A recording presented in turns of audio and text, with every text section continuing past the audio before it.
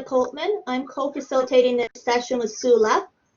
I actually returned as a mature student to the university in 2015 after spending over a decade working in public health and the social services sector, primarily in housing and homelessness and poverty reduction.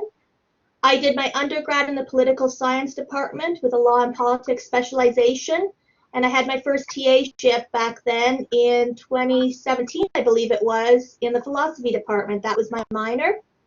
And then going on to a master's, I completed 4 terms with the same supervising professor as a GA.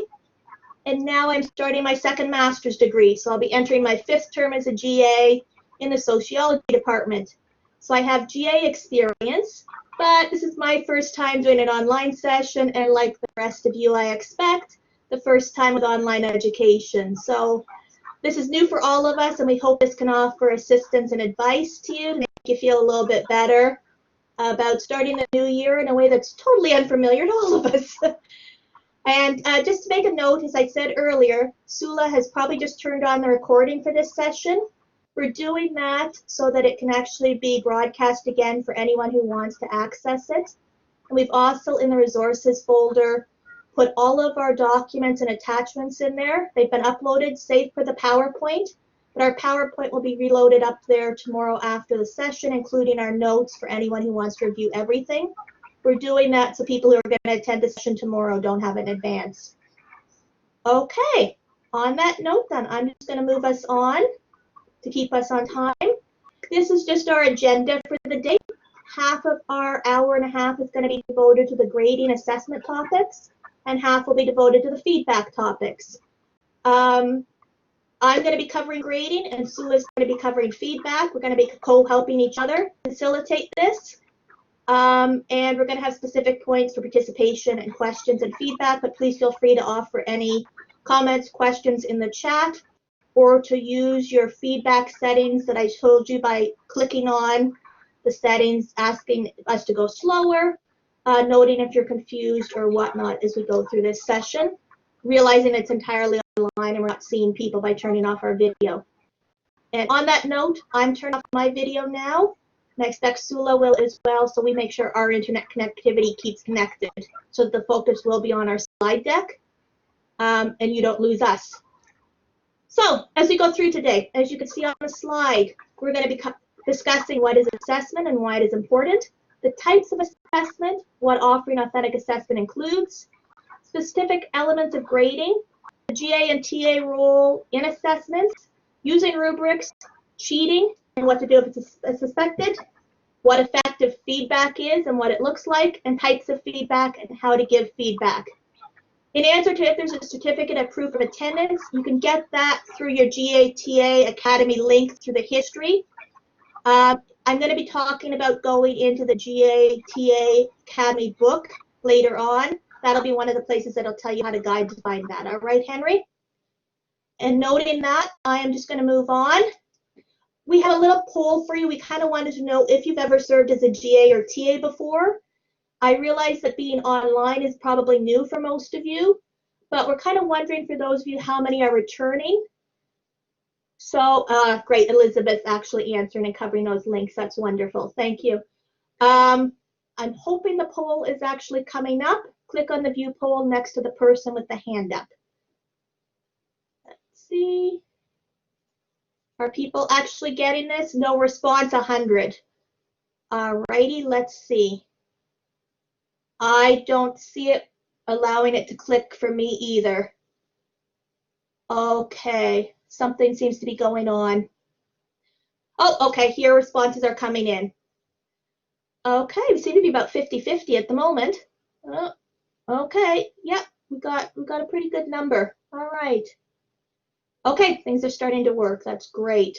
All right. If you can't get the poll to work, feel free to type in the chat yes or no. That's fine, and actually can allow you to test that too. But yeah, it does seem like we have a good response. It's about half and half. Okay. All right. Is there anyone, if you'd like to comment in the chat, has anyone actually done an online GA or TA before?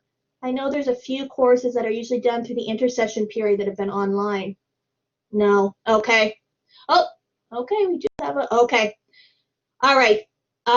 I'll be honest, it's going to be new for me too in the fall. So, all right. All right, we're about 50-50, the majority then. So some of you are familiar with this. Others will be going into a completely new environment. So what I'm going to be doing then, going into this, is explaining some of this stuff. Now, I'm going to put these links in the support side. Here we go. You can see them posted. I have just posted them there, hopefully. Okay, and we also have this, like I said, our PowerPoint is going to be given as an attachment tomorrow after our session in the morning. The basic thing here is we are all new to an online environment, except for I believe one person said yes. The basic idea is there's going to be a lot of technical difficulties or sorry, that was a Freudian slip, but a lot of technical aspects to grading and doing assessment and feedback online. This session doesn't have the time to cover that. That's going to be a lot of separate things, and the GATacademy, the CTL, the UL, the Blackboard support are the best ones at offering those instructions for you. And those links will actually guide you to that, as well as a grading and support page. As well, I'd actually like to refer you to the GATAcademy program that you got that I think I did. Yep, I put the link in there as well. Specifically, the GATA network is offering training videos. The link to that is on page 7. The GATA has an app on page 9. There's a quick links page on page 15 that's very helpful. The info about the Office of Open Learning, or UL, that I mentioned, that's on page 20. And how Sula and I both ended up as facilitators for today's session. Those of you who are in the graduate things can check into this. The Center for Teaching and Learning offers specific courses geared at teaching and learning at the university level, as well as graduate student development opportunities. All of that information can be found on page 21. So for those kind of aspects, there's plenty of other support, and those hopefully will be best directed to provide you with all your answers. All right. Are there any other questions beyond that? I see a couple of yeses. All right. You seem to be following on good. And this is actually the write on me that I was asking. It's helpful for us to know which department you'll be in. I expect a lot of you are probably in effective writing. But for those of you, if you wouldn't mind just writing on the right board, you can use the text thing across the top. There you are. Okay, a couple of you found it. Or use the pencil if you feel great. Okay. Let's see here if I can move some of this. Alrighty. We have 2. Okay, with 100 people in the session, this is going too fast for me to move. But I think we can see, okay, mentorship and learning. That's interesting. Okay, a lot of engineers. All right. Oh, there's a political science, my home turf. All righty. All right, that's good. All right. On that note, is there anyone who hasn't been appointed yet that's on this session, or is just on this session because they're hoping to be appointed in the future? That's fine. I took a GATA session. Okay. I took a GATA session myself the first time just to learn about it before I applied. And this is a great way to kind of find out what the role is going to entail. So, haven't been appointed. Okay, April. I'm going to get into the appointment forms in a second. Are you hoping to be appointed, or are you waiting an appointment? All right, I'll just let you respond. Okay, neither have I. All right, most of the people got their appointments. I'm going to show the form in a minute. They're due back August 21st for most departments. But that doesn't mean that you won't get appointed. Different departments work in different ways. So, okay, waiting, you're not done in your apartment. That's fine. All right. I'm going to move on. There's a good mix here. I'm surprised that we don't have more effective writing. I don't see it once. But that makes this okay. That makes this a little different than some of what we had planned. Okay. On that note, I am going to share this in a link to the side. We also have this posted on the resources page. For those of you who've probably seen it because you've commented yes and you know, but you'll find out if you've been appointed by this form. It's a notice of appointment. to assistantship. That's your formal contract. It will specify the details of your GA and TA role. It will actually tell you the department and the course. Those of you who responded know that. Your role at the level, whether you're a TA or a GA, and how many hours you're appointed for. Now, those of you who are holding other roles, if you're holding an RA position or that, you might have split hours or a split position, but it is what generally kind of tells you who you're working with, and it generally tells you who your supervisor is and what you're responsible to at what level. So you all seem to have said you've been familiar with it. A couple of you haven't been appointed, but that's your basic contract that when you need to, you refer back to. It also tells you your rate of pay and the date of your term. For most of us, that runs until December 31st, 2020. If you are being appointed as a GA, are these workshops mandatory or simply suggested? I believe in most departments having some of these workshops is mandatory. I believe probably Laura or Emily, one of our supports, will answer that. But I know in my departments before they've been mandatory that we at least attend some of these. Do not mention with who you will work. I'm going to get into that in a second. All right. In respect to those contracts and who you will work with, that is the next thing I'm going to post the link to. Not everyone has received this yet because some of that's being sorted out. That is your Form 1, your description of duties. And that I'm going to give you a copy to. Control V. There we go. That will break down who your supervising professor is. It outlines the hours that are going to be allocated to each task and the type of thing you'll be expected to do within the hourly rate that ties into your contract. As an example, I was given a sociology appointment to work with one professor as a supervisor. I am the only GA for that course. I have been appointed for the full 140 hours, and he has given me 108 hours devoted entirely to grading for exams and student papers. If you haven't received your form yet, that's because some of the professors are still working out how to do this online. I know my professor, I connected with him as soon as I found out who my term was, and he just got it to me yesterday. I think they have to get it by the start of school, which is, I believe, the 10th of September. But the important thing with this is that all of these duties that you're going to be doing is under the oversight of your supervising professor.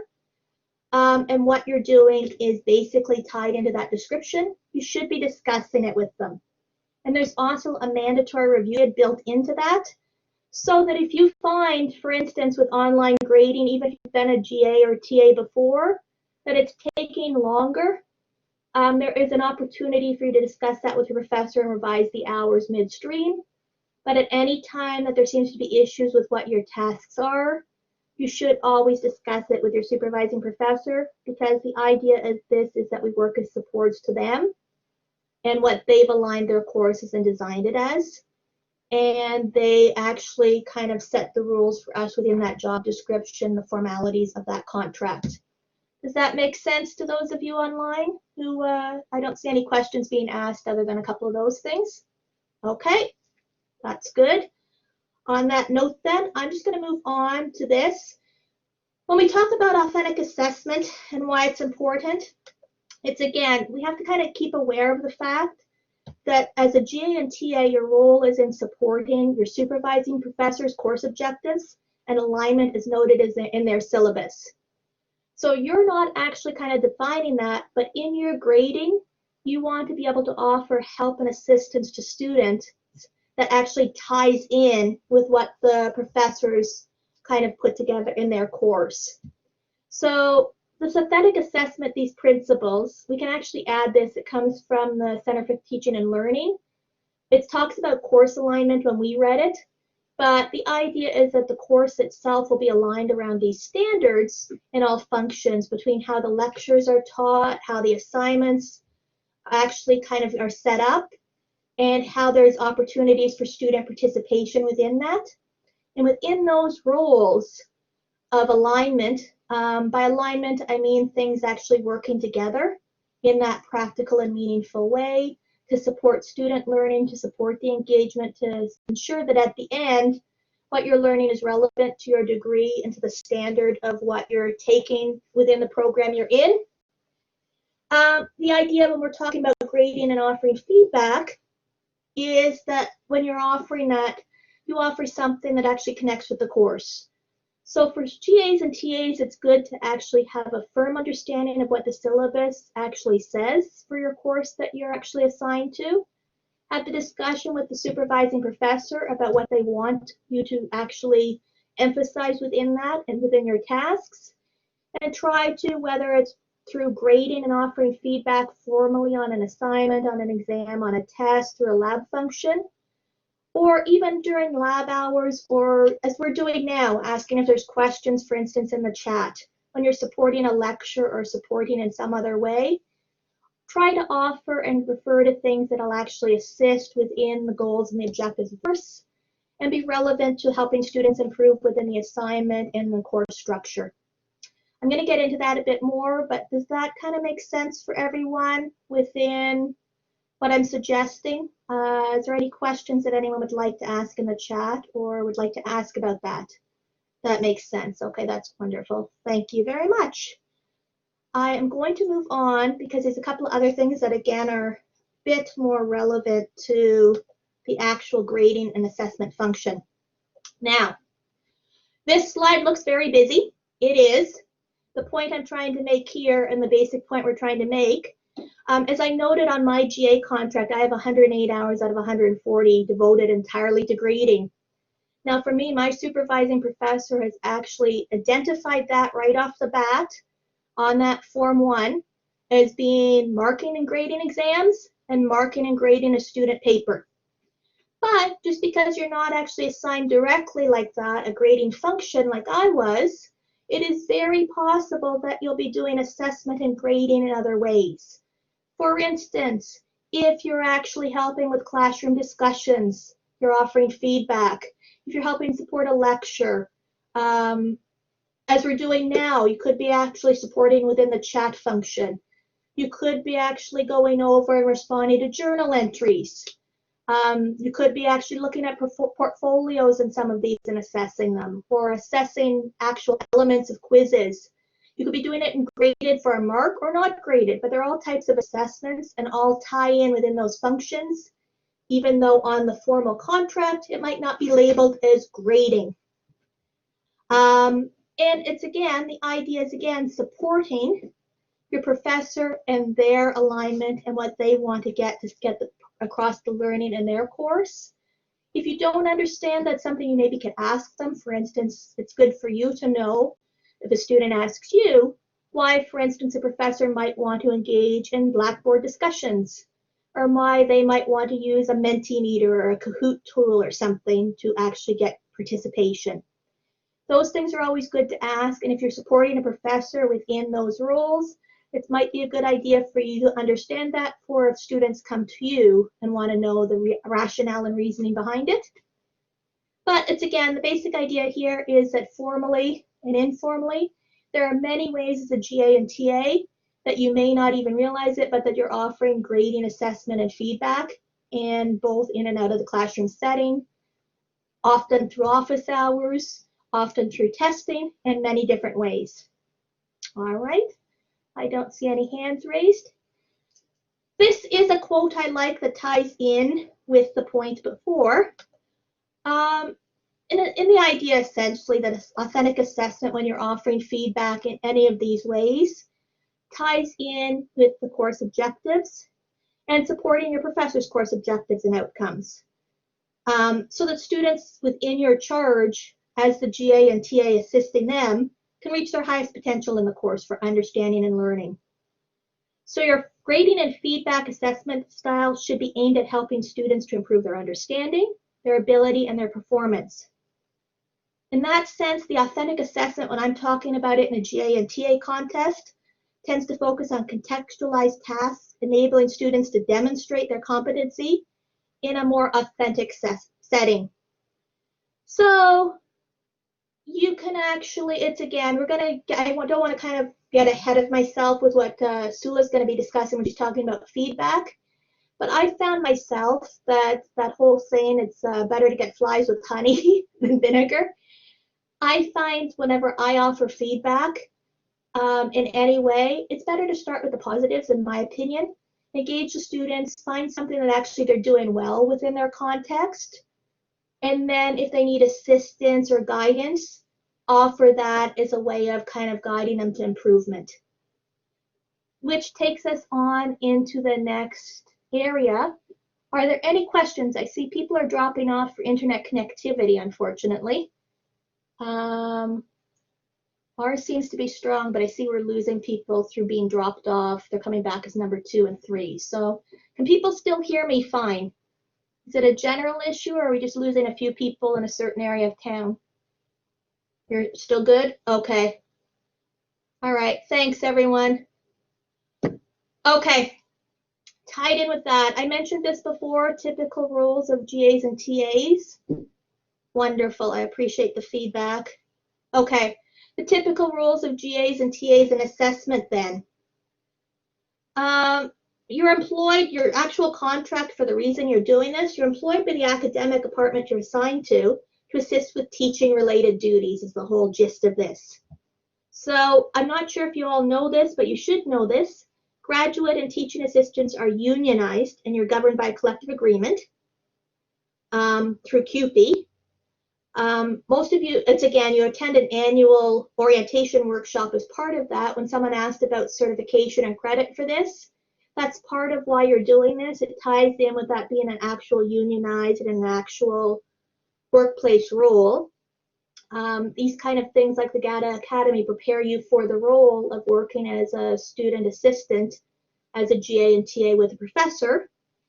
And the tasks that the professors are allowed to assign you are governed by that collective agreement, hence the Form 1 and why it has to be laid out as it is.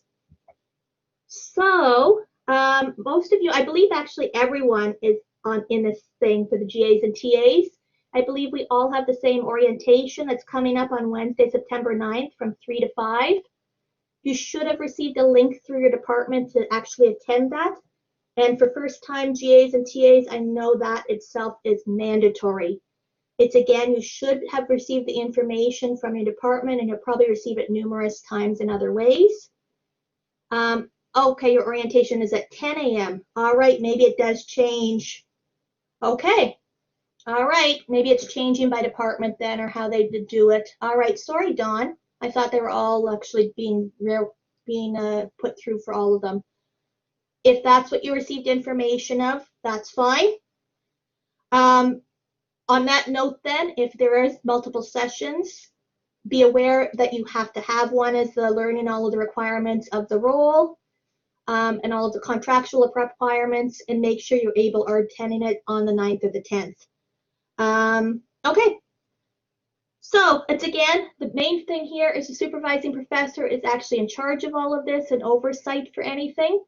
But the duties, as you can see here, are varied and tie in with the role, but they can include any of these things and more, but they are laid out by those contractual obligations and that Form 1, which you have seen or will see, or you have the blank. All right. And I know I'm talking a lot before actually getting into the actual semantics of actually grading, but some of these things are important as we kind of go into those semantics. The next thing that's very important to talk about is conflict of interest. Whether you're doing it for marks or you're doing it for just general student interaction as part of a course alignment, it is important that you be aware of conflict of interest. In that note, that's one of those things about acknowledging prior relationships. And it's very, very important when you talk about things like advising and especially offering mark-based things. To make it simple, basically conflict of interest could actually occur anytime there's a prior relationship that might influence how you would assess someone if you're assessing them by knowing. One way to possibly get around this, and I know some professors do when there's only one GA, is to ask you to mark everything anonymously. It's again, that's another one of those Blackboard functions now I'm not going to talk about, but that's a discussion to have with your supervising professor. The point I want to make is if you're aware of students in your class list, and there's any possibility that it might be perceived that you might offer an unfair advantage or disadvantage to someone, perhaps they're related to you in some way, siblings, cousins, step-siblings, or perhaps you've had a prior relationship or have an ongoing one, someone you've dated, someone you've worked with heavily and they've supervised you or you've supervised them, someone you've been a long-term teammate with in a sports, someone you have a very close friendship with in another way. For you to actually go about sometimes assessing these people without acknowledging that conflict of interest could become a problem down the road if they choose to, say, appeal a grade beyond you, or if they choose to go further and there's an issue within the class.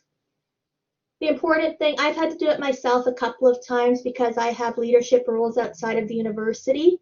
The important thing is to have a discussion with your supervisor if you identify anyone within the class and have them work out with you. If there's 2 GAs or TAs in a course or if there's multiple ones, I know effective writing, that's one of the reasons I was asking about that.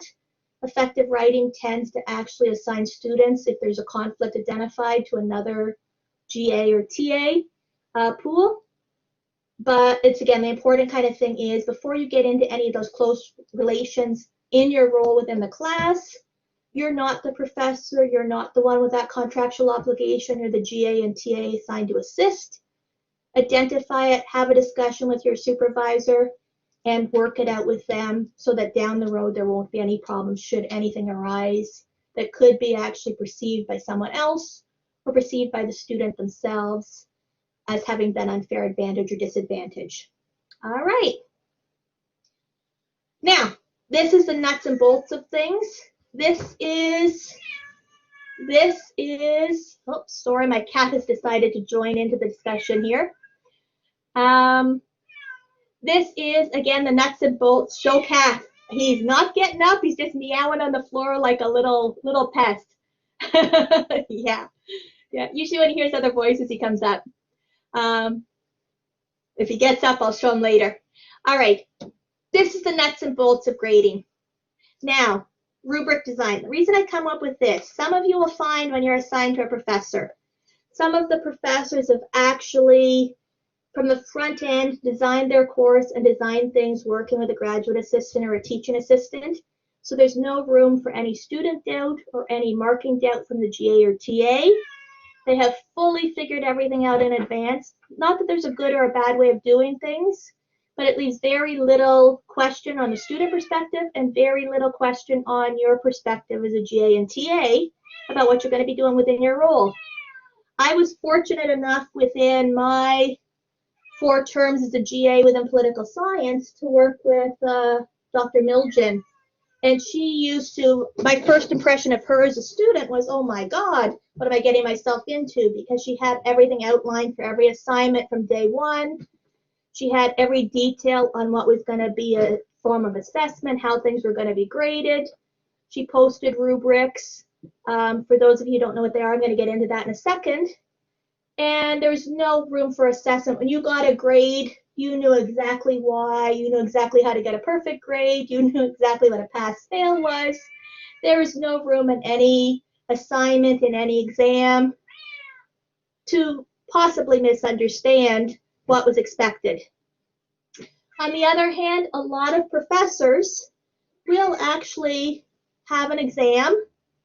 Oh, here's my cat again. A lot of professors will actually have an exam and offer it to the GA or the TA and say, you grade it using your best judgment and I will look over them. Or you figure out a way, the exam is worth 30%. You figure out a way to assess the 6 questions on that to grade them. Or they'll say, okay, this is the class assignment. They'll give the students the details of write an essay of 5 pages on this topic and give me so many points, and that's all they'll tell you. And it's up to you then to figure out, okay, what am I going to do with this? And how am I going to be fair and authentic and actually ensure that all of the students are graded and being assessed in the same way? One way to do that, I have found, and there's a whole Blackboard session on this because you can design rubrics now on Blackboard, which coming up within the COVID is actually a very good thing, is actually to do a rubric design. Now we've actually included this, and at the end of our session, I'm going to show it to you on the screen. So I'm not going to spend a lot of time showing and telling right now. We'll go through feedback and come back. But to actually form a grid yourself and look at things and figure out how you would actually best fairly assess something. So in terms of the rubric design and ideas, that could mean if presented with, say, an essay worth 30% of the class grade, to go back and kind of choose weight of how it would be graded by what the parameter of what the professor has said they want out of it. And if they haven't given any details, that's for you to kind of figure out a fair description, so that when you go back and you go through things, students can have an explanation for how you assess them in comparison to other student papers. We're going to get into this in a moment because Sula's got a couple of activities. That's why I'd like to come back to it. But the basic idea is choosing a way to actually determine it, and going back. With exam questions, it's kind of easy because you can look at the question and let's say it asks for 5 points in political science design or something, and that used to be a favorite one when I was doing political science. The question's worth 10 marks, you're looking for 5 points, you actually assign 2 marks a question. In terms of an essay, it's again, you could be looking at whether they ask for 3 major things in a 5-page essay. You could be looking for a thesis, supporting points within that at 10% each one of those 3 points, and doing a conclusion that wraps up, provides evidence to get you to the mark that you're looking for. We'll come back to it again, but it's again, the idea is if you don't have it already out for you, the idea is to find a way to assess fairly. We've given you this rubric grid. It comes courtesy of the CTL as well, as a way to go back after this session and thinking about formatting some of this stuff to use in any of your grading. Does that make sense for some of you? Like I said, I'll come back and we'll open it up for questions. I'm going to actually open it up for questions in a second. But I do want to kind of go on to the next thing within this, which is we promised to talk about plagiarism. Now, it's a very simple thing about plagiarism and cheating. You're not the one that's supposed to be dealing with that. Some professors, I used to have my GA rule where I was asked to look at the Blackboard detector, to look and see what it was and to actually assess that. That detector itself, the safest side, can tell you what percentages are. When you'll go in, sometimes you'll find a lot of the percentages are because you've copied a citation and it's shown up, but you'll also be able to see if set text has been copied or the whole assignment is copied and different things. In whatever role you've been assigned as a GA or TA, or if you've heard students bragging about cheating, or if you're proctoring an exam in some way and you actually see it outright, I've actually had that happen within my role as a GA. You're not the one who's supposed to confront it and deal with it. There are university resources for that. The first step is for you to document it. Document what you think is the issue.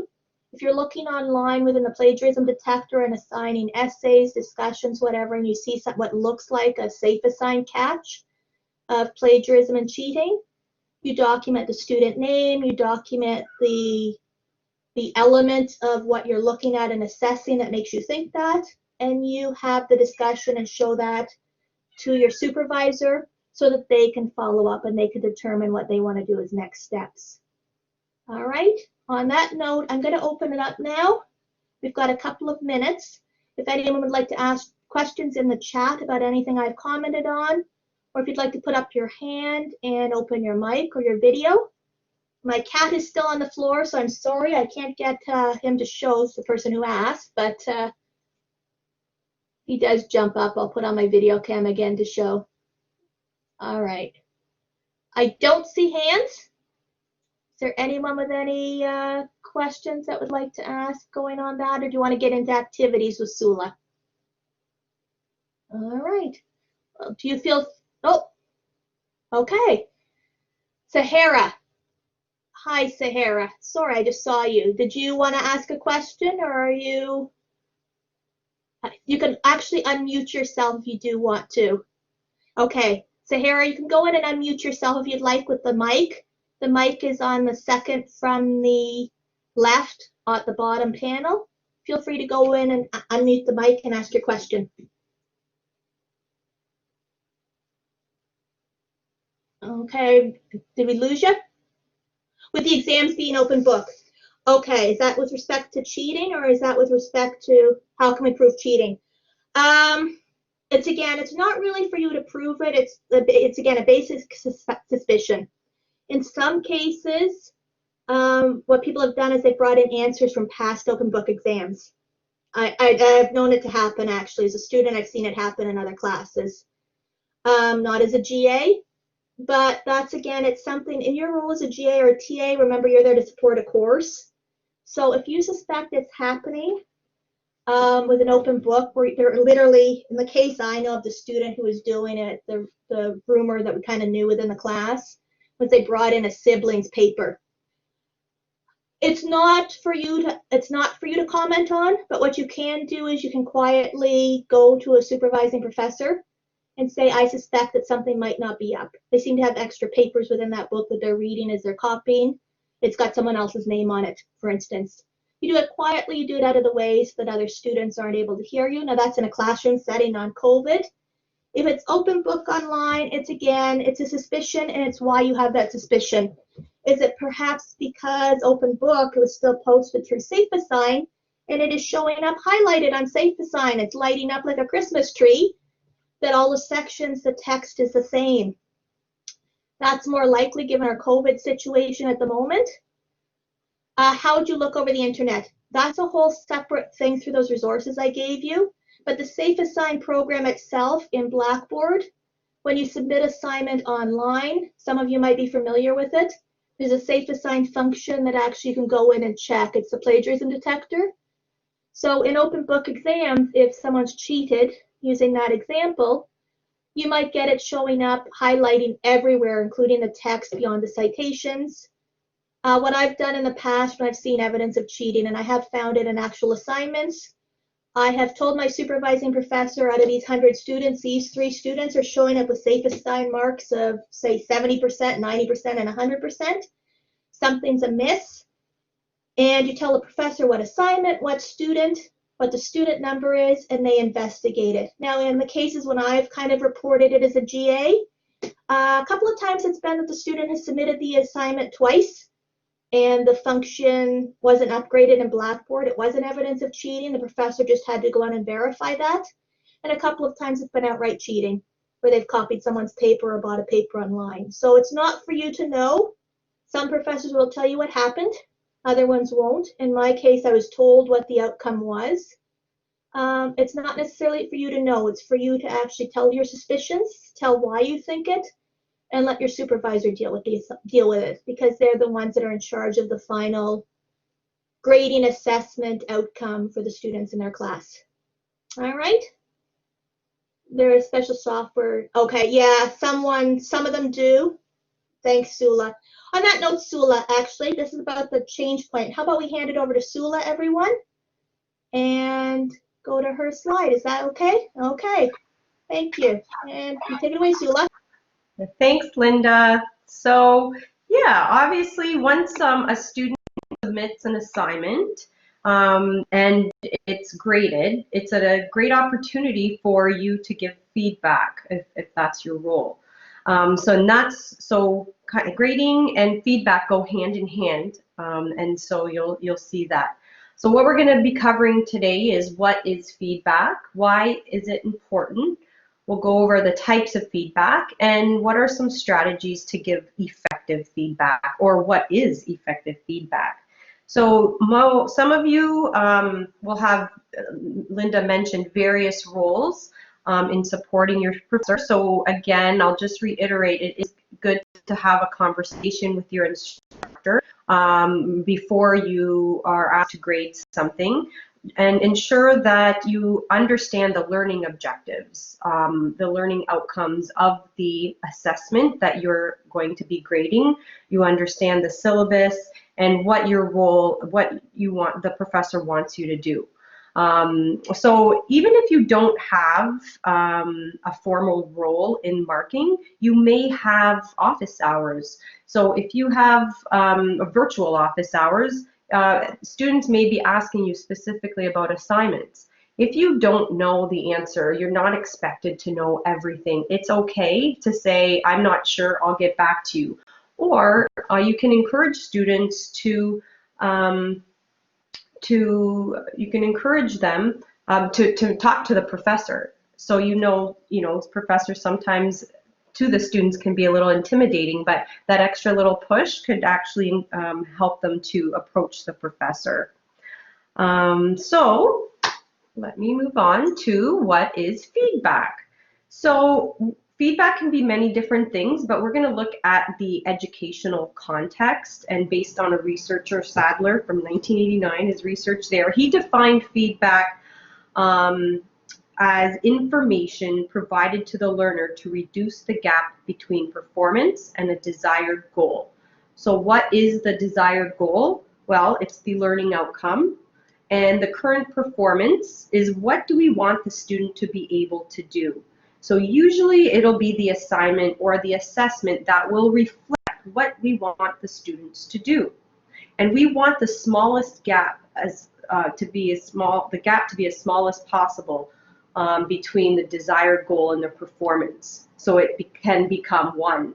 And as you can see, you would achieve that. So we can do this through feedback. Okay, and so yes, so that is the definition. So that's the definition we'll be using today. So we're going to be using feedback to ensure that we have the learning outcomes achieved. Okay, so I'm just going to go back for a minute. So yeah, so we're going to do a fun scenario just to exhibit some of the importance of feedback. So you guys are going to be a student in my class. I'm going to be the professor. You can call me Dr. Sula. Just joking. So, and you can, Linda will be my GA who will mark your answers. And so the question will be worth 2 marks. So I wanted you to comment in the chat. And the question is going to be, determine which coffee is best, Tim Hortons coffee or Starbucks coffee. Okay, so we're going to give you 30 seconds to comment in the chat, and Linda's going to try and keep up, and yeah, Starbucks. Okay, she's going to try and give marks. Oh, okay. Well, let me give the marks. Oh, okay. Starbucks. Oh my God, you guys are going too fast. I'll give the marks after. Oh, okay.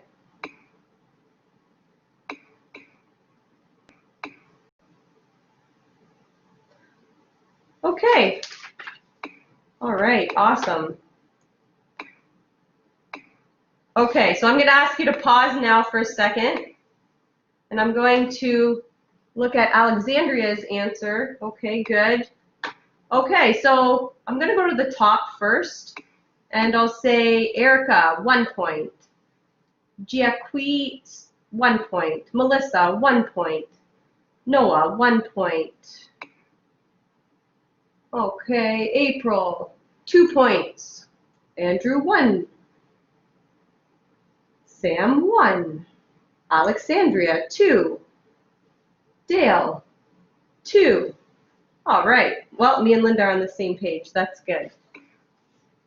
Okay, Tim Hortons. Awesome. Okay, so now I wanted to, what's this? I'm going to Tim's as well due to irony.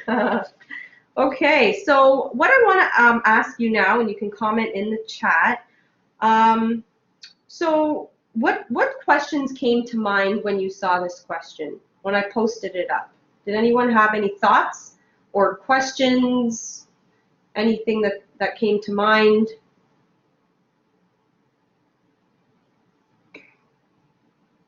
Yes, how much detail did you want? Yeah, I wasn't very clear on that. Yes, for 2 points you would have to support your answer. Yeah, Well, that was obvious to April, but maybe not obvious to everybody. Yeah, good. So that's a good point. So when you see there's 2 marks, it has to be I guess when you have an assignment, it's good to have a reflection of how many marks it's worth and what you're expecting, right? Okay, that's good. Okay, yeah, that's great. Should we follow the prop's way of feedback? Yes, definitely. Yeah. So as Linda said, in terms of the prof may give you some specific what they're looking for, and sometimes they may not. But you guys had some really good points. So you probably, some of you probably wondered, why did I get 1 point? Why did I get 2 points? You're probably thinking, you know, one thing that came to mind when I looked at this question was I including specialty drinks, was in terms of coffee, some of them include coffee, and how do I get my marks? So that's just some questions that students might be thinking. So what would have helped? Yes, absolutely, good. So, some type of rubric or some type of an assessment grid would be good, but also feedback, right? So if I had given you feedback and asked you to resubmit your answer, you would have learned that what my expectations were. Okay, so as an educator, I mean, feedback can be a very powerful tool, and you want to use it strategically to promote learning.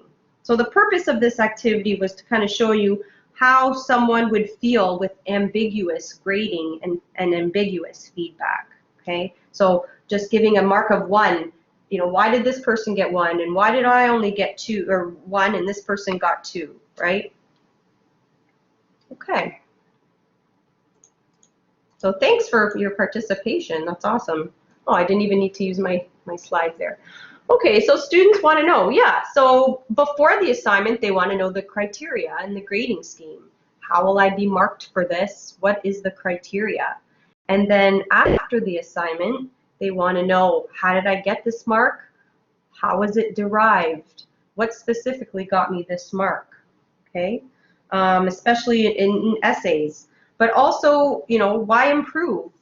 That's a very important question. They would want to know, is this a foundational concept for the rest of your coursework for this class? Do I need to know this information for the next course that I'm taking? Or how is it relatable to or applicable to the real world when I get a job? So it's very important that the learner feels motivated, and with feedback, you can motivate the learner. So just by telling them the reason why you're giving them this feedback or why they need to improve could motivate them to learn more and do better on the next assignment. So I didn't make this up. This is research by Hattie from 1999. So according to that research, feedback has a significant impact on learning. It has been described as the most powerful single moderator that enhances achievement.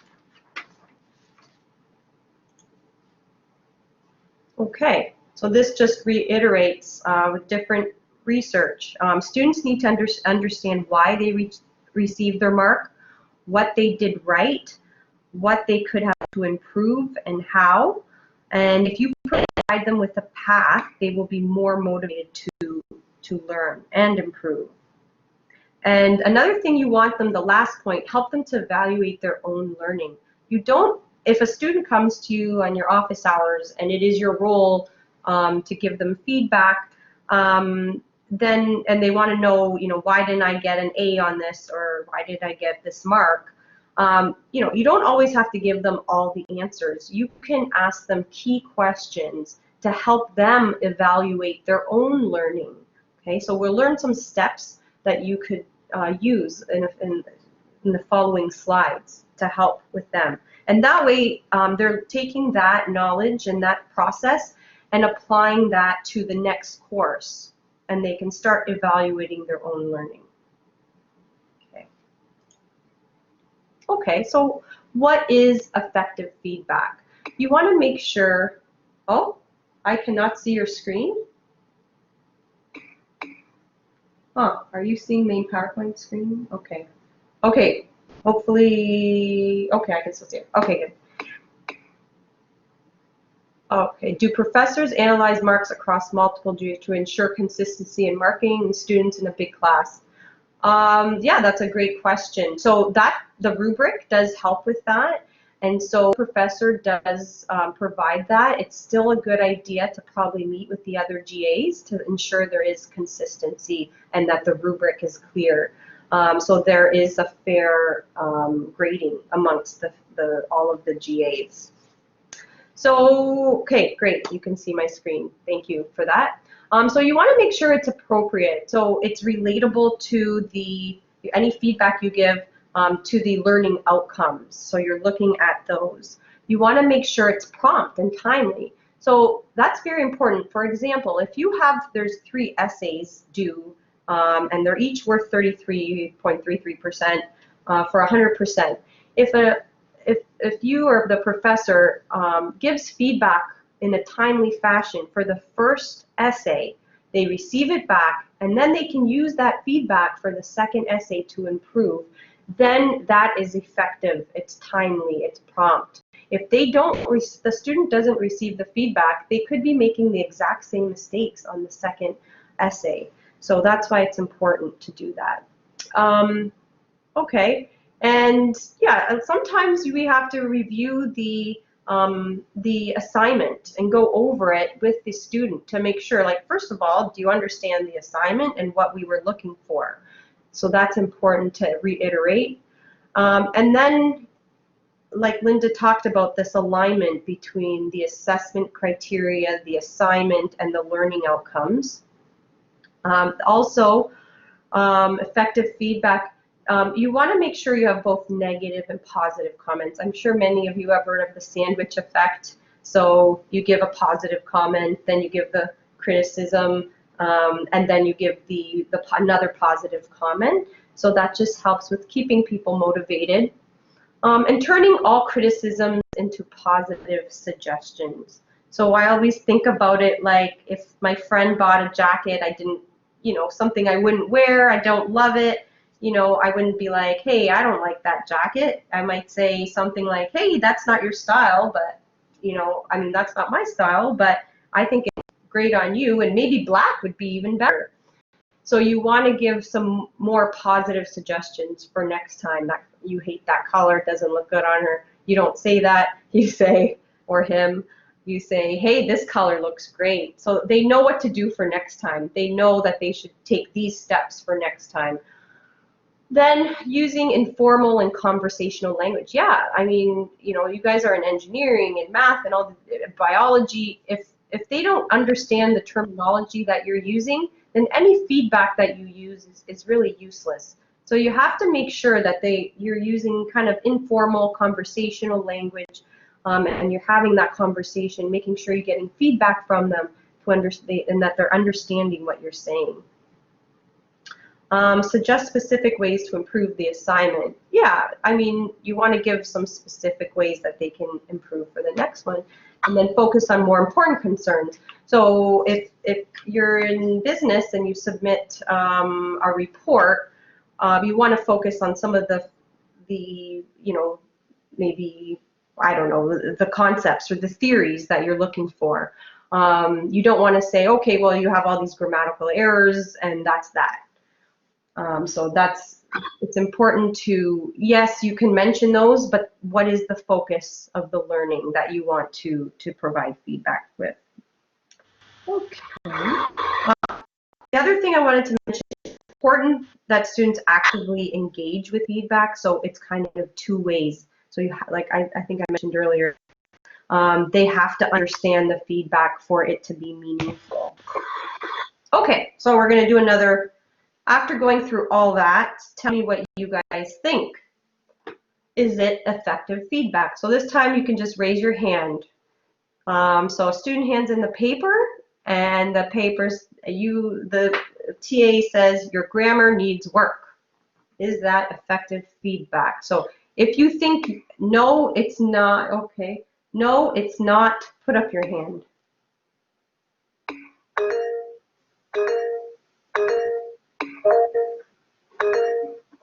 So far we have 12.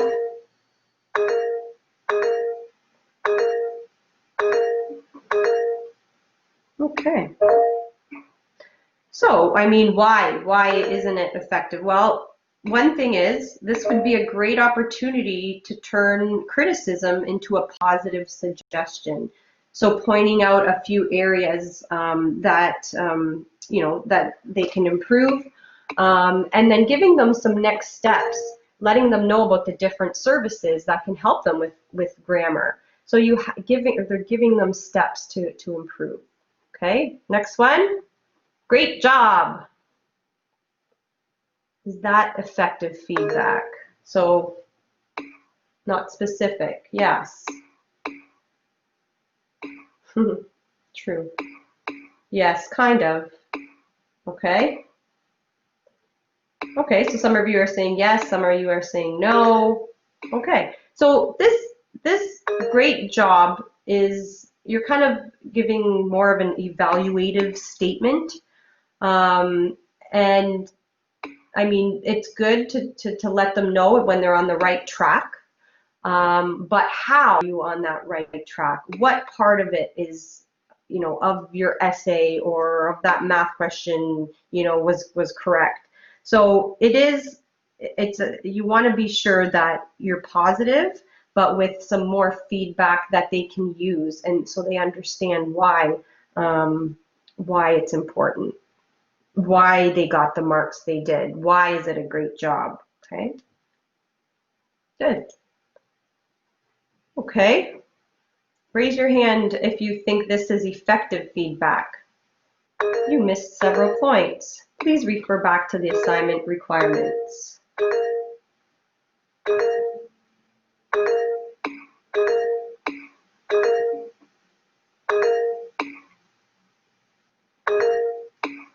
Okay, some people are lowering their hand. Yes, could be more specific. Yeah. So again, I mean, I think more specific that you can be, the better. Please refer back to assignment. So that's good. You're telling them, you're giving them the next step. And I think, again, going into a little more specifics on how they can improve, suggesting ways they can improve would be a little more helpful. Okay, well, actually, I'll just go on. Okay, so if you wanted to provide effective feedback to this person, okay, you missed several points, refer back. You want to start off with a positive and encouraging comment, and then walk them through. I mean, this is if you're like in your virtual office hours, I guess. We'll go through written feedback next, but if you're having a conversation with the person, go through a brief summary of the assignment together. And then you can provide your feedback and explain the comments while looking at the assignment. Then you can make some general suggestions on how you would go about the next question or the next assignment. And then ask some questions to encourage the reflections. And then follow up, provide some follow-up work, and then offer help and support. So, you could say, okay, you want to take this back. You can correct some of this and bring it back, and I can look at it again, and I can tell you if this is, a bit better than the last one, or, and that sort of thing. It's hard to log in specifically holding their hand. Exactly, I agree, Janie. So you don't want to hold their hands, but I think that's where you can go through and ask those questions instead of always giving them the answer. So you can, instead of giving them the answer. So yeah, if you're asking those key questions, you're bringing them through the thought process that they would go through. So for an example, a math teacher always wants to see your work, not just the answer, right? And why is that? Well, that's because he's trying to see the process of how you got to that answer. And that way, if you know the process, you can apply that process to the next question. And he can also, or she can identify where you've made the mistakes, and you can, and he or she can show you, okay, well, this is where you went wrong, and then next time you're less likely to make that mistake. So if you think of it like a math question, that could help too. Okay, so yes, definitely helps build confidence in the student. Yeah. Okay, so written feedback. So when you're looking at written feedback, okay, so you're not always going to have a chance to see the person or talk to them. So sometimes you'll have written feedback that you have to do. And so again, this is according to David Nickel, 2010, some research. What he found was that just some written comments are usually not enough unless you put these specific things in place. Now, it is time consuming, of course, but if we want to be most effective, these are the steps that we have to do. And it's very similar to having that conversation. So you'll see some repetitive things here. You have to make sure it's understandable. Again, not too much terminology that they might not understand. Not too detailed, but not, not detailed enough. So you're marking your essay, you're doing check mark, check mark, check mark, check mark. That doesn't really give any detail on why, they got a point for that. So maybe a little bit of detail would be good there. Specific, timely, reference to the assessment criteria. Non-judgmental, so where great job might be positive and be nice, you want to try and be more descriptive and explain why it's great. And yeah, you want to be balanced. You have to offer the positive so they know what to repeat. What behaviors are they going to be repeating? And then offer the areas of improvement as well. Transferable, kind of like we were just talking about. Personal, and yeah, suggest ways to improve on the next assignment. Okay, so there's like so many different types of feedback. There's the formal feedback you give, maybe an application or on an assignment. There's informal feedback could happen in the virtual classroom or in a virtual TA hours. There's your summative feedback, which is a feedback at the very end of the unit. But it's important to also have formative feedback, so ongoing feedback throughout. So if you can, kind of layer an assignment, that would be great. Or if a student comes to you before they submit something, it'd be good if they could get some feedback. And then there's the peer feedback, self-feedback, and constructive feedback. So constructive feedback is when you focus on the observations, and then, or a specific issue, and then provide feedback on how to improve that. Then, of course, there's negative feedback, where it's focused on a past behavior and corrective comments. So focus on behavior that wasn't successful and shouldn't be repeated.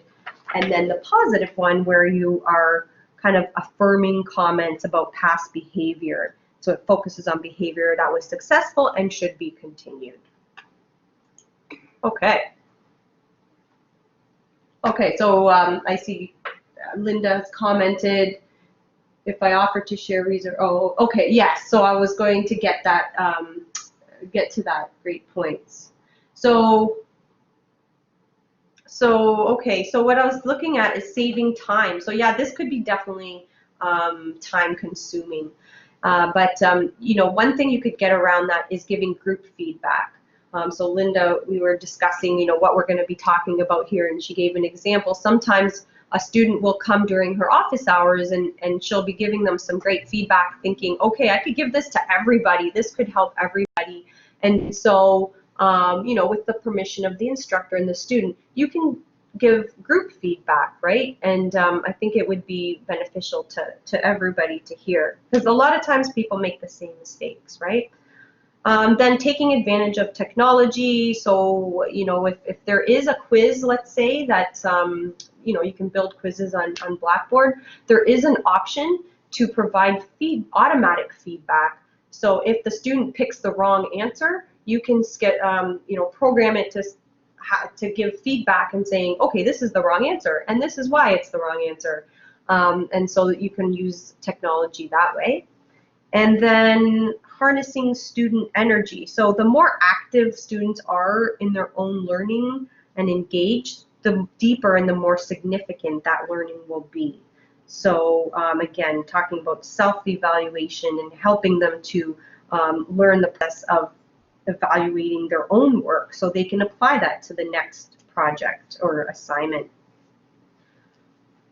Okay, let's see how are we doing for time. Pretty good. Okay, so since I think we have a little extra time, I have this fake assignment that we can kind of go through together. So you can think about, what would the steps that you would go through as a TA to provide feedback to this student. So if you're looking at a learning objective being describe an inclusive education in a post-secondary environment. The question, let's say the question on the, so this is what we're trying to get them to know or do. We want them to know what an inclusive education is, and specifically in a post-secondary environment. And so let's say the question then on a test was describe an inclusive classroom in a post-secondary environment and provide 3 examples of how an instructor can create an inclusive environment for students in the classroom. Okay, so you can see how the learning objective in the question is aligned, I hope, I think. And then let's pretend that the student answers it in this way. So students in a post-secondary education can have a very diverse learning needs. Educators can incorporate the use of a variety of universal instructional design principles into their classroom to ensure they meet the learning needs and provide the best possible student experience. Educators can consider the BARC model for different learning styles, including visual learners, auditory learners, reading, hands-on learners, and incorporate teaching activities for each style. Okay, so I mean, how many marks would you give this student? Or how could you what feedback would you give this student? So the first thing you want to look at is, does the student answer the question? So that's why I've underlined first, describe an inclusive classroom. Did the student, yes. So Dale, I would suggest they need to tie in better to the question, exactly. So do you describe an inclusive learning? Can you show me where you describe the inclusive classroom? Okay, so she kind of talks a little bit about it, but doesn't really describe what it is. Then 3 examples. Where are the 3 examples? Okay, so there's no 3. So even feedback as, what about numbering your examples? Example 1, example 2. So those are kind of the things that you can think about. So how would you provide feedback to the student? So the positive, I like how you included specific concepts educators could use for teaching in your answer. It would be great to hear more about that. Can you tell me more? Or next time include that. Then you can say, let's look at the question again. I was thinking it was only 2 examples. Okay. What is it asking? Okay. So like I said, go through that, underline, that's a specific technique the student can use. How would you address these questions in your answer? So having that dialogue. Here are the points the professor was, this is after they submitted it and they got their marks, but it's good to say, okay, here's what they were looking for. Here was the learning outcome, so they can see that process. For your next exam, I would suggest providing a number and number your examples and try answering the question again, considering all the things we mentioned. Okay, so offering, okay, do you want to try answering it yourself again, and I can look at it again, and that way, so that's the whole process that they can learn.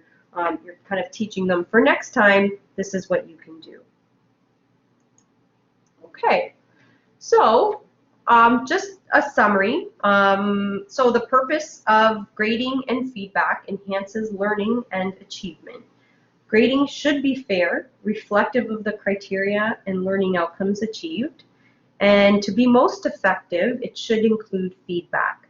So in fact, effective feedback can enhance achievement because students will know what they did right, they know what they should continue to do, and why it's important to continue doing it. And I just think that a question like this could help. If the student were to repeat the assignment, could they take your feedback provided and improve their assignment next time? Okay. So I'll open it up to see. I know you were having, you had some discussion here, but if you have any questions, feel free to post them in the chat or unmute your mic. Don't go anywhere yet. Yes, thank you, Elizabeth. I was just going to say, before anybody goes, if you have to go, great, but please fill out the feedback form so we know what helped you and what we can do better next time. Yeah, but we're not going anywhere. We're here to answer any questions that you have. I was also thinking we have a bit of time. Oh. I'm sorry. I was trying to come in. I think I might have come in on someone else.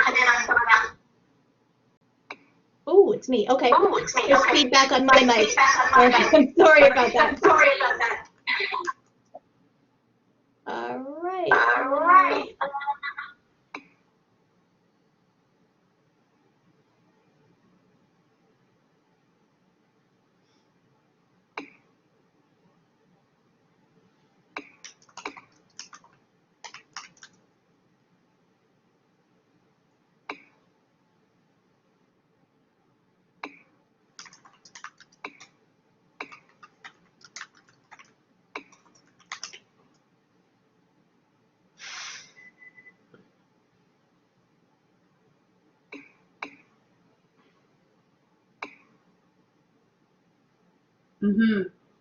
Yeah, good. That's a good question. What encouragement to get students to come to virtual office hours? Well, I mean, one thing, the professor can iterate it, you know, in the class, so that would be good.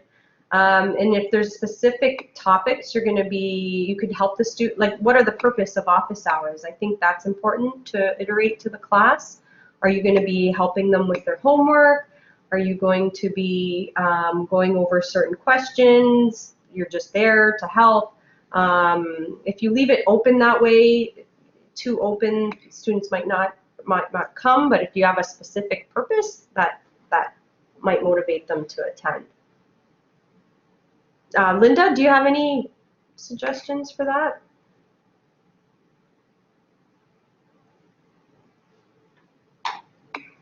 Or, yeah, oh. Sorry, Sula, my mic went all funny. Oh, that's okay. I'm just typing in chat. I'm thinking that's easier, and then I was thinking about going to the rubric slide. I'll draw that up in a second. Oh, okay. Oh, no, we had a question about motivating students to attend your office hours. The other thing is you can ask the professor for like a minute in the class, so you can introduce yourself during the virtual class, and then letting them know, you know, I think if they make a personal connection at that point, then you can even see them, they might be more likely to come and say, you know, this is how to join my virtual lab hours or whatever hours. So how, when, where, the purpose. That might help. Yeah, sorry, go ahead, Linda. Yeah, my mic is really going for some reason, so I'm just typing. Yeah, okay. So is it possible to cue the students? I'm not sure. That's something we can get back to you on. Let me just... Is it possible to cue the students? Yes. Yes, the queuing for the office hours is a Blackboard function.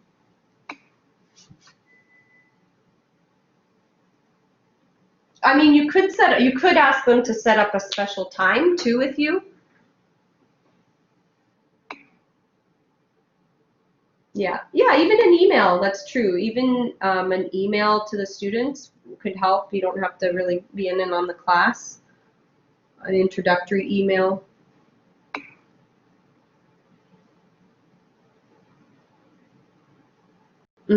Okay, so thank you, Jennifer.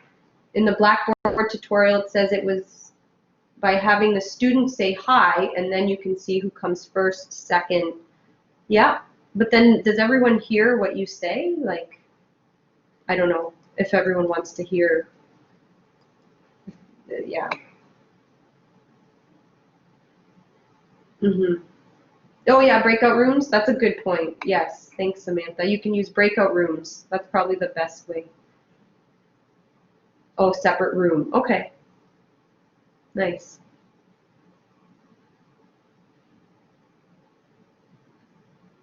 Yeah. Oh, that's great. So, Rakib, I think your question was answered by using the breakout rooms. Have the students say hi. You know who comes first. Assign them to a breakout room. Help the student, and then go on to the next. Yeah. Thanks, Linda. Hi, Sula. I think my internet connection is basically dying. Okay. I can't even drop the rubric, so I'm just gonna keep responding in chat. I don't know what happened. Okay. Yeah. Well, we can email them out.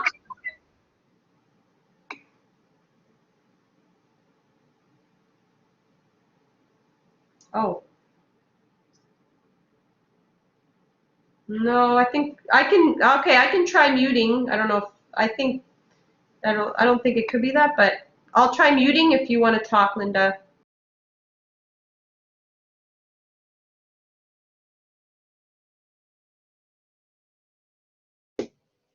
All right, is that working without audio now? Can people hear me? Okay, we were having feedback issues before between our internet connections. All right. I want to make a couple of points just on that note. Maybe Sula can drop the rubric chart. Could you possibly do that, Sula, in the documents that we have posted while I'm just kind of talking? Sure. Okay. One thing I wanted to point out is, again, think back and wearing your student hat. We're not infallible as GAs and TAs. We're here to learn within that role from our professors. That's why we were appointed, to be an assistant to them. But it's our first time for many of us. It's first time online for the majority of us. And every professor, every class is different. Every group of students is different. So even with the best of intentions, it's actually helpful to realize that you could possibly make mistakes. Think about back when you were a student. How many of you within that role have protested a grade? Or even using Sula's example, her question asked for 3 points and a marking scheme.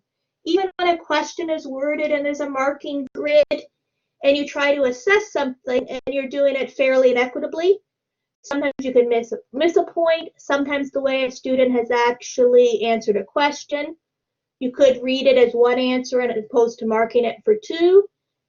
The point with this is to make every attempt to be fair and equitable, to make every attempt to support your supervising professor, and to make every attempt to actually do everything you can to make the class experience better for both the professor that you're supporting and the students in the class, to actually encourage the learning outcomes, to encourage the class to be an enjoyable one for everyone, and to encourage and facilitate learning for the students in the class.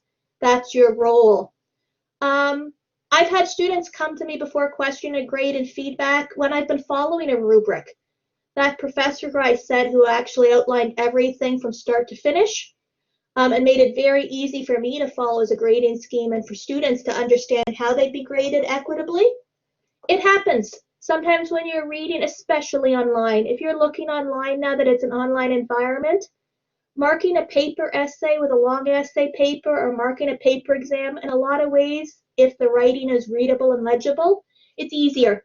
When you're going online, sometimes just the format of using that Blackboard system, as good as it can be, sometimes it can get difficult, and sometimes mistakes can be made. Sometimes there's misinterpretation between even your own outcomes that you've set if you've actually designed a rubric or a process for assessment yourself. If a student comes to you, or if you kind of think about something later, I've actually done it myself when I've gone through 100 student papers, and I've thought back to student number 4 that I marked, that I recall a certain paper, that I've gone back and I've reassessed. And I've actually reassessed with a different mark after having looked at everyone else's, because I've kind of thought that, maybe it deserves a second look, a fairer way. It's, again, the point is to actually do your best and try to do so within that lens, with the whole outcome being the improvement of the student learning and supporting the professor to meet the goals of the course that you're assigned to. I just wanted to come back to this. I hope everyone can see it. If you can't see what's posted, it's one of our resources. You can actually go into that upper corner, upper left corner, and you can actually magnify it to make it bigger. This is how you would design your own rubric. If you're trying to, especially one of the students asked, I can't remember who it was, possibly Jamie, but I'm not quite sure. If there's multiple GAs or TAs in a class and a professor has left you to figure out some way to make it equitable amongst yourself, or they say they'll go back and look and you're all on your own, sometimes the best way to do things is to get together with your co-collaborators and kind of design something. I found a rubric is nice to design when you're doing something large, like marking a large essay or term paper or assignment. And this offers you a guide for how you could actually go through and do that to get to on this next page. It gives you something valid and concrete to be able to assess things. And it's a separate actually lesson on Blackboard through the Blackboard help in those links that we posted through, I can't remember if it was the CTL or the GATAcademy, but there are sessions on actually rubric design online. If this is something you want to learn to do, it's an hour session, and you can actually format it and set it up so that the rubric can be gridded and graded online once you've designed it. Now, as I noticed, some of you will have professors that have already done this or set up a similar scheme, and what you're doing is you're just taking what they have and you're using that as your marking or your assessment domain, whether it's for grade or not. But if not, this is a good way to be fair and equitable to all of the students. Is it possible to do the office hours in Zoom? That's something you talk about with your professor. I believe those Zooms have been prohibited from the university. I think the University of Windsor is only using Microsoft Teams and Blackboard Collaborate. And Blackboard Collaborate has the privacy function through the office hours function of getting into group settings like we're on now. So I believe that's a suggested one. But again, ask your supervising professor. Those rules might be changing, and it might change by department. Okay. Okay, so you have this. I just wanted to kind of go back and flash and show it. This handout in our resources file. Sula was great in setting it up. Again, just for a kind of repeat info on that. On the GATA network main site, the resources folder has been set up for making the grade as a GA and TA, assessment and feedback. That includes every one of the forms and every one of the PDFs that I've actually copied to chat. It includes this rubric design, and by tomorrow afternoon, it will include all of our PowerPoint and all of our notes. We want to post the PowerPoint late because we're doing a session tomorrow, and we would rather the students do it like you live before we post and share that resource. And both recordings will be live too. We're recording again tomorrow, so you can go back and you can look in the chat, or you can go back and look. And as Elizabeth's saying, for those of you who are still left, if you would offer us feedback for today's session, we would really appreciate it. I think I'm going to open it up. What I'm going to do is I'm going to close my mic again and allow Sula to talk if she wants to add any last comments. We really appreciated your participation today. That was great to have so many of you. I wish you the best of luck in your roles as GAs and TAs this term. Feel free. I don't know if Sula and I put it on, but I think what we'll do is we'll attach it on our PowerPoint when we post it tomorrow. You're free to have my email, and I'm sure Sula will probably feel the same. If you want to reach out and connect with us after the fact, please feel free to do so if you have further questions. And with that, because of the mic issue, I'm going to go mute myself and allow Sula to talk and offer last opinions. And thank you again for attending the session, and all the best for the term.